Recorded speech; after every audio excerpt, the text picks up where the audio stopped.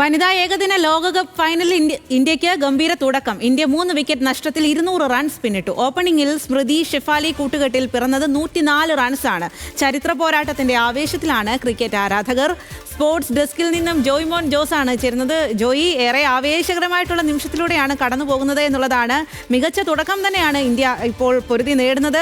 നിലവിൽ മത്സരം എങ്ങനെയാണ് പുരോഗമിക്കുന്നത്?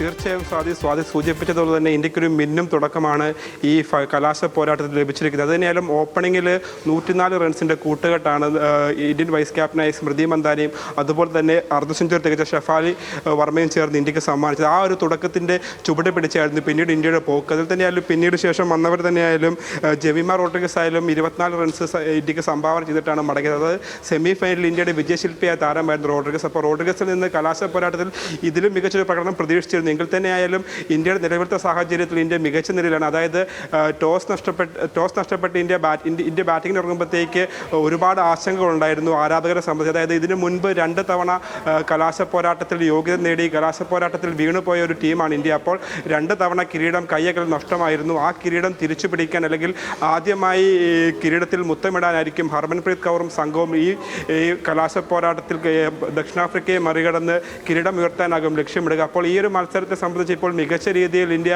മുൻപിലാണ്. അതായത് ഇപ്പോൾ 36 ഓവർ പിന്നിടുമ്പോഴത്തേക്ക് 3 വിക്കറ്റ് നഷ്ടത്തിൽ 202 റൺസാണ് ഇന്ത്യ എടുത്തിരിക്കുന്നത്. അതിൽ തന്നെയായാലും ഓപ്പണിംഗിൽ സ്മൃതി മന്ദാന 45 റൺസുമായി മികച്ചൊരു സംഭാവന ഇന്ത്യക്ക് നൽകി. പിന്നീട് വന്നവരെല്ലാവരും ഭേദപ്പെട്ട പ്രകടനം കാഴ്ചവെച്ചു. നിലവിൽ ഹർമൻപ്രീത് കൗർ, അതായത് ഇന്ത്യൻ നായകൻ ഹർമൻപ്രീത് കൗറും അതുപോലെ തന്നെ ദീപ്തി ശർമ്മയാണ് ക്രീസിലുള്ളത്. അപ്പോൾ ഇനിയും ഓവറുകൾ ഒരുപാട് ഇന്ത്യക്ക് ബാക്കിയുണ്ട്. അപ്പോൾ ഈ ഒരു 300 റൺസിന് മണ്ട് ഒരു വിജയലക്ഷ്യം ദക്ഷിണാഫ്രിക്കയ്ക്ക് മുന്നിൽ വെക്കാനായിരിക്കും ഇന്ത്യ ലക്ഷ്യമിടുക. അപ്പോൾ ഈ ഒരു മത്സരത്തിൻ്റെ ആവേശത്തിലാണ് ആരാധകർ. അപ്പോൾ ഈ ഒരു ലോകകപ്പിൻ്റെ നമ്മൾ ചരിത്രം പരിശോധിക്കുകയാണെങ്കിൽ തന്നെയായാലും ഓസ്ട്രേലിയ അതുപോലെ തന്നെ ഇംഗ്ലണ്ട് ടീമുകളായിരുന്നു അടക്കി വാണിരുന്നത് കിരീടത്തിൽ.